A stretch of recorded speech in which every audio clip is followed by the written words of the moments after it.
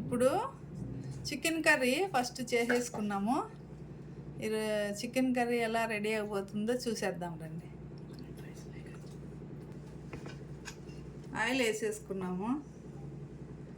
Coconut రైస్లోకి చేస్తున్నామండి ఈ చికెన్ కర్రీ. స్టవ్ వెలిగించుకున్నాము.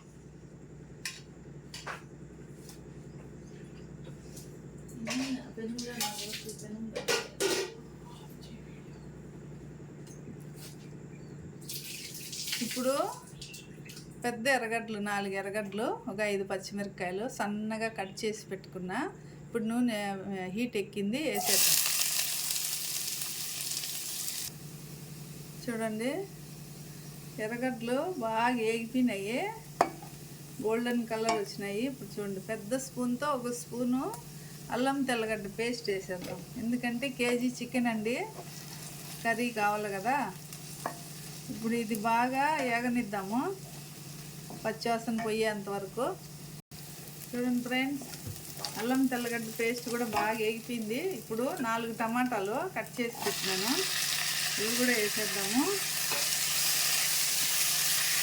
ఇప్పుడు ఉప్పు కూడా వేసేద్దాము, ఎందుకంటే టమాటాలు గిన్నె మగ్గుతాయి. ఇప్పుడు కలిపేసి మూత పెట్టేద్దాం.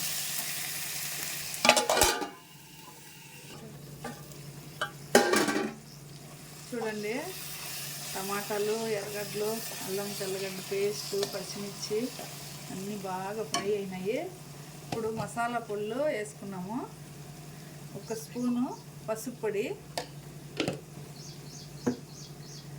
ఇది చిన్న స్పూను, 3 స్పూన్లతో ధనియాల పొడి.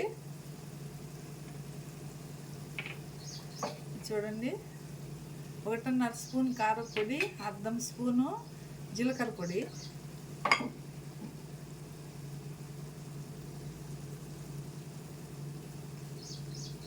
ఇది నేను ఇంట్లోనే తయారు చేసుకున్నానండి. గరం మసాలా 1/2 స్పూను.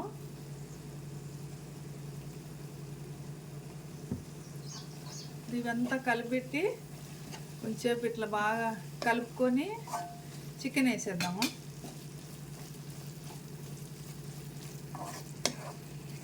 మా పాప చికెన్ బాగా పసుపు, లెమన్ జ్యూసు, సాల్ట్ ఒక్కొక్క ముక్కే బాగా కడిగింది. ఇట్లా చేస్తే స్మెల్ బాగుంటుంది, నీసు వాసన రాకుండా. ఇప్పుడు ఎత్తి చికెన్లో వేసేద్దాం.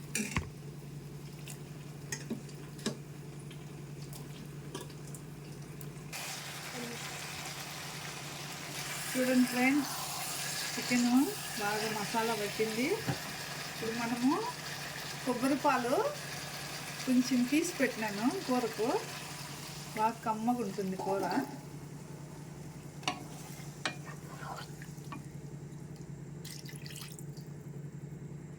ఇప్పుడు సన్నగా తరిగి పెట్టిన కొత్తిమీర కూడా వేసేద్దాం. అన్నీ బాగా ఉడికితే టేస్ట్ బాగా వస్తుంది. ఇప్పుడే కొంచెం మిరియాల పొడి కూడా వేసేద్దాం, స్పూన్తో 1 స్పూన్. ఇంకొంచెం బాగా ఉడకబెట్టేద్దాము. చూడండి, ఈ పాలతో ఈ ముక్కలు ఉడికినాయంటే మంచి టేస్ట్ వస్తుందండి. చూడు, దీంట్లో ఇంకేమన్నా తక్కువ ఎక్కువలు ఉంటే ఉప్పు అది అడ్జస్ట్ చేసుకోవచ్చు. ఇంకా బాగా ఉడకనిద్దాం, మూత పెట్టేద్దాం. చూడండి ఫ్రెండ్స్, మన కొబ్బరి పాలు వేసి చేసిన చికెన్ కర్రీ రెడీ అయిపోయింది. గుమగుమలాడే చికెన్ కర్రీ రెడీ అయిందండి. Thank you for watching my channel. మీకు వీడియో నచ్చినట్లయితే షేర్ చేయండి, లైక్ చేయండి, సబ్స్క్రైబ్ చేయండి. Bye bye.